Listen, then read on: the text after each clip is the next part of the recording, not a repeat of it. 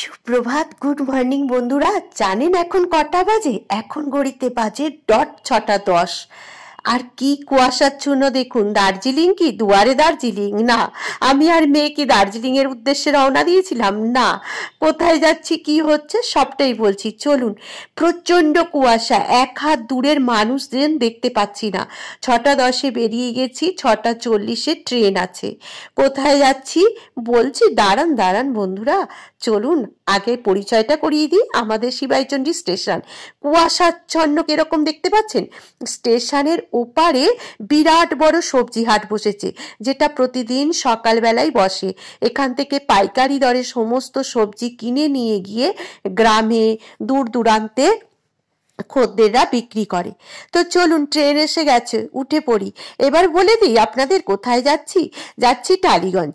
আজকে তারিখটা বলে দিই, আজকে হচ্ছে 15ই জানুয়ারি। মানে 15ই জানুয়ারি মানে না, ভুল বললাম, আজকে 14ই জানুয়ারি। 14ই জানুয়ারি রবিবার। যাচ্ছি ননদের বাড়ি। ননদের বাড়ি কেন যাচ্ছি? আমার ভাসুরজির বিয়ে। তো ভাসুরজিকে আজকে ননদ আইবুড়ো ভাত খাওয়াবে। আমাদের আগের দিনই যেতে বলেছিল, কিন্তু আমার তো কাজের যা মানে হ্যাপা, সেই কারণে চলে এসছি। এবার কলকাতায় নালিগঞ্জে ননদের বাড়ির পথে চলে এসছি। এই যে মেয়ে আগে যাচ্ছে আর গোপাল বাবার সাথে আছে, কারণ আমরা আজকে রাতটা থাকবো। ভালো লাগছে। কিন্তু জানেন তো, ননদের বাড়ি ওয়েলকাম করার জন্য কে আছে সেটা মানে সেটা ভাবতে ভাবতে যাচ্ছি, আর একটা বুক ধরধর করছে। আর এই যে আমার ননদের বাড়ি চলে এসেছি। তো চলুন দেখুন আমাদের সুস্বাগতমটা কেমন করে হলো। বন্ধ কর, শিগগিরি বন্ধ কর, বন্ধ কর। প্রশান্তর মতো দেখতে। এই বন্ধ কর, বনি বন্ধ কর, বন্ধ কর, বন্ধ কর। এবারে বাবা গো, সরাও আগে, আগে একটু সরাও। এটি আমার ননদের মেয়ে জুলি। ননদের দুটি ছেলে আর একটি মেয়ে জুলি। আর এই যে জুলি, তো মানে আমার তো জুলিকে দেখে হয়েই গেছে, আমি বলছি ওকে আগে সরাও। আমার না ভীষণ ভীষণ ভয় করে, কিন্তু জুলি খুবই ভালো। ও প্রচন্ড অসুস্থ। ওর প্রতিবাদটা কোথায় জানেন? আমার মেয়ে ওই যে পিসি গো বলে ঢুকেছে, ও বলে কি রে আমার মায়ের নাম ধরে কে ডাকিস বলে বাইরে বেরিয়ে এসে মানে তীব্র আন্দোলন শুরু করে দিয়েছে। লাস্টে বনি ওকে একটুখানি হাত দিতে মাথায়, তারপরেও ঠান্ডা হলো। আজকেও ভীষণ অসুস্থ জানেন তো। ওর কালকে থেকে ইঞ্জেকশন চলছে, বমি করছে, খাচ্ছে না, প্রচন্ড অসুস্থ। তবু ওই যে ওর মাকে কে গো পিসি গো বলে কে ঢুকেছে, দেখি রে বলে ছুটে বেরিয়ে এসছে। যাই হোক, এবার বুঝতে পেরেছে না এগুলো আমার মামি আর বোন হয়, তার দিদি হয়। সেই জন্য বুঝতে পেরে ব্যাপারটা ও চলে গেল। দেখছে যে না, বাবা দাদা এরা তো ওদেরকে বেশ ভালো করে আপ্যায়ন করছে, তাহলে আমার মায়ের বাড়ির এরা কেউ, বলে ও এখন ঠান্ডা হয়ে শুয়ে পড়লো। আর আমার ননদকে দেখাচ্ছি না। চলুন, এসে তো শুনলাম ননদ একটু অসুস্থ হয়েছে, ননদের শরীরটা খারাপ, সেই জন্য ননদকে দেখালাম না। দেখুন, আজকে এসে শুনছি ওরও শরীর খারাপ, মানে জুলিরও শরীর খারাপ, আর ননদও সকাল থেকে শরীর খারাপ হয়ে গেছে। যাই হোক, জুলি ইঞ্জেকশন নিয়েছে, রক্ত দিয়েছে, মানে রক্ত নিয়ে গেছে টেস্টের জন্য, তাই জন্য ও ভীষণ ক্লান্ত পরিশ্রান্ত।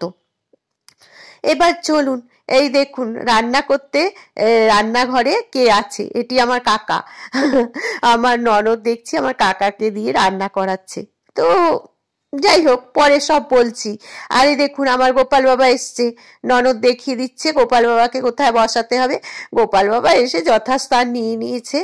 আর এবার জল খাবারে হচ্ছে মটরশুঁটির কচুরি, আর হচ্ছে এখানে ডাল বসে গেছে, ডাল কষানো চলছে, মটরশুঁটি কচুরি আর আলুর দম হয়ে গেছে সকালের জলখাবার।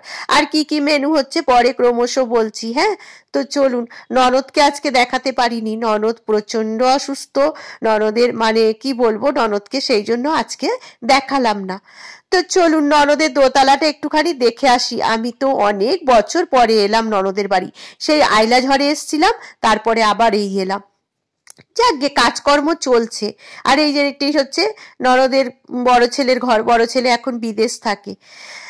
চলে আসুন, ওপরটার কি দেখবো বলুন, এখন মানে যখন কমপ্লিট হবে তখন দেখাবো। এই দেখুন গোপাল বাবা বসে গেছে, আর আমার ননদের সিংহাসনটা দেখুন খুব সুন্দর। আমার ননদ কিন্তু আমার দিদির মতন খুব নিট অ্যান্ড ক্লিন, একদম মানে কি বলবো, এতটাই পরিষ্কার, একটা ছুঁচ পড়লেও খুঁজে পাবেন ননদের ঘরে। আমার দিদিও যেমন। তো চলুন এবার খেতে বসে গেছে, জিজ্ঞেস করি কেমন হয়েছে। কেমন হয়েছে বল, খেয়ে বলি। ভালো হয়েছে, মুখে দে। খাওয়া হয়ে গেছে, ভালো হয়েছে, ভালো হয়েছে। ছোট্টু কেমন হয়েছে, ভালো হয়েছে? ব্যাপক ব্যাপক, নাকেই ব্যাপক ব্যাপক, খেয়ে নিয়েছি। আরে আলু নেবে। কেমন হয়েছে রিয়াকশনটা? রিয়াকশনটা হচ্ছে ভালোই হোক খারাপ হোক আমাকে ভালোই বলতে হবে। কারণ আমি অ্যারেঞ্জমেন্ট তুমি করলেও অটোমেটিক সবসময় ভালো। আমি যদি খারাপ বলি তাহলে লোকের মনে সববার খারাপ লাগবে, আমি যদি ভালো বলি সববার মনে মাইন্ডে বলবে না বাড়ির লোকরা বলেছে। শুনলেন তো, সবাই জল খাবারে বসে গেছে। আর জুলি মাঝে মাঝে একটু উঠছে, যেই ব্যথা ট্যাথা কমে যাচ্ছে মাঝে মাঝে উঠছে, এদিক ওদিক পরিদর্শন করছে, আবার শুয়ে পড়ছে। একদম ওর শরীর ভালো নেই। তো এই যে হঠাৎ করে আবার গেটের কাছে কেন এলাম, চলুন আজকে ননদের বাড়ির আইবুড়ো ভাতে আমরা সবাই একই ফ্রেমে বন্দি হতে চলেছি। এই যে এই এক ননদ আর ননদের বরের বাড়ি, সেদিনকে গত একটা ভিডিওতে আইবুড়ো ভাত খেয়েছে, ওটা গেছিল আইবুড়ো ভাত পর্ব 1, আজকে আইবুড়ো ভাত পর্ব 2। তো ওরা এসে গেছে, সেই জন্য আমরা একটুখানি ওয়েলকাম করার জন্য দাঁড়ালাম। এরপরে এসে গেছে, দেখুন কে এসে গেছে, এই যে দেখতে পাচ্ছেন তো কে, আমি লিখে দিয়েছি স্ক্রিনে। এই আর আসছে আমার যা, আসছে যার ছেলেও আসছে।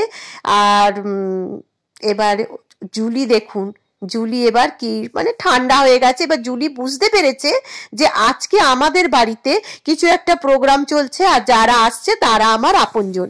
সেই জন্য জুলি কিন্তু এখন আর বিদ্রোহ করছে না, আর বিদ্রোহ করার মতো পরিস্থিতিও ওর নেই। ওই যে বললাম ওর শরীর খারাপ। তো চলুন সবাই মিলে বসে একটু গল্প টল্প হবে, আর সবাইকে আমি ব্রেকফাস্ট দিয়ে দেব।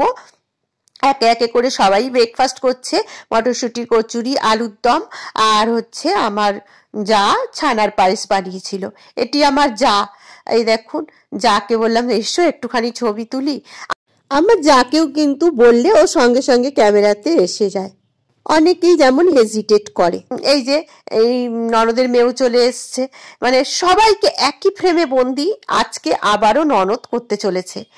চলুন কি কি রান্না হয়েছে, সবজি ডাল হয়েছে, আর এই দেখুন বেগুনি একটি ভেজে রাখা হয়েছে, আর একটি ভাজা হবে। আর কি হয়েছে চলুন দেখিয়ে দিই, এটা হচ্ছে চাটনি, চাটনিটা হ্যাঁ আমের চাটনি হয়েছে। আর পাবদা মাছের সর্ষে ঝাল ব্যাপক হয়েছিল জানেন তো, কি বোকা আমি। আর এটা হচ্ছে মাটন কষা। কি বোকা কেন বললাম, গরম গরম ভাত তো হয়েই গেছে। বোকা কেন বললাম, ওই যে আপনাদের আমি বলছি জানেন তো, আপনারা কি করে জানবেন, জানবো তো আমরা। আর এই যে ছানার পায়েস, যেটা আমার ননদ করে রেখেছিল গত দিনে। এই যে এবার কোণে পুরোপুরি রেডি হয়ে গেছে, পিসি একখানা শাড়ি দিল, সেই পিসির শাড়ি পরেই। আর জুলি বলছে বাবা দিদির বিয়ে দিচ্ছ, আমার কবে বিয়ে দেবে? আমি এবার প্লেট রেডি করে দিচ্ছি সব, কারণ বললাম যে ননদ একটুখানি অসুস্থ, আমি একটু হেল্প করে দিচ্ছি। তো প্লেট সাজিয়ে দিচ্ছি। এইবার সবাই মিলে একটুখানি আমরা আশীর্বাদ করব ওর আগামী জীবনে। আশীর্বাদটা কেন করা হয় জানেন তো, ওর আগামী জীবনে একটা শুভেচ্ছা বার্তা আমরা প্রত্যেকেই দিই। এই জন্য বলে না কোনো বিশেষ দিনে গুরুজনেদের পা ছৌ, গুরুজনরা তখন কিন্তু তোমাকে যে আশীর্বাদটা করবে না সেটা মন থেকেই করবে। সেই জন্য আমি বলি কোনো বিশেষ দিনে গুরুজনের পা ছোঁয়া কিন্তু খুব ভালো একটা ব্যাপার, কারণ যতই যাই থাকুক এই দিন গুরুজনরা যে আশীর্বাদটা করে না পুরো মন থেকে প্রাণ থেকে আশীর্বাদ করে।